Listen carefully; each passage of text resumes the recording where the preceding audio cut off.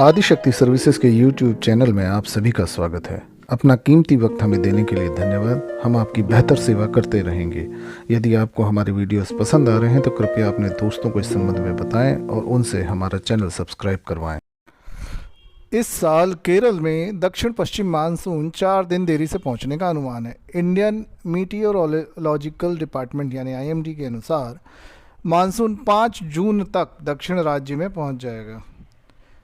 ये आमतौर पर 1 जून को केरल में दस्तक देता है और इसके साथ ही देश में मानसून यानी बारिश के मौसम की आधिकारिक शुरुआत मानी जाती है। पिछले साल यानी 2022 में मानसून 29 मई को केरल पहुंचा था, वहीं 2021 में ये 1 जून को पहुंचा था। इस साल मानसून के सामान्य रहने का अनुमान है और मौसम विभाग ने बीते महीने ये जानकारी दी थी। अगर बारिश सामान्य रहती है तो देश में फूड ग्रेन प्रोडक्शन भी नॉर्मल रहेगा, यानी इससे महंगाई से राहत मिल सकती है। देश में किसान आमतौर पर 1 जून से गर्मियों की फसल की बुआई शुरू करते हैं। ये वो समय होता है जब मानसून की बारिश भारत पहुंचती है। फसल की बुआई अगस्त की शुरुआत तक जारी रहती है। IMD ने बताया कि लॉन्ग पीरियड एवरेज LPA की 96% बारिश हो सकती है। यदि बारिश LPA के 90 से 95% के बीच होती है तो इसे सामान्य से कम कहा जाता है, और LPA 96% से 104% हो तो इसे सामान्य बारिश कहा जाता है।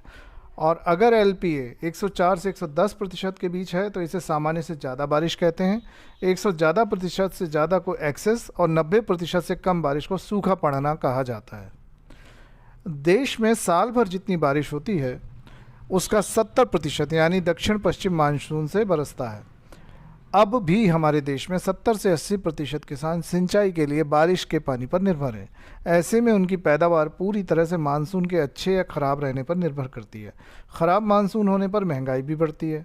एग्रीकल्चर सेक्टर की भारतीय अर्थव्यवस्था में हिस्सेदारी करीब 20% है। वहीं देश की आधी आबादी को रोजगार कृषि क्षेत्र ही देता है। अच्छी बारिश का मतलब है आधी आबादी की आमदनी फेस्टिव सीजन से पहले अच्छी हो सकती है, जिससे उनकी खर्च करने की क्षमता भी बढ़ेगी। देश में मानसून आने की घोषणा तब की जाती है जब केरल, लक्षद्वीप और कर्नाटक में मानसून की शुरुआत की घोषणा करने वाले 8 स्टेशनों में लगातार 2 दिनों तक कम से कम 2.5 मिलीमीटर बारिश हो। ये रिपोर्ट दैनिक भास्कर के माध्यम से दी जा रही है।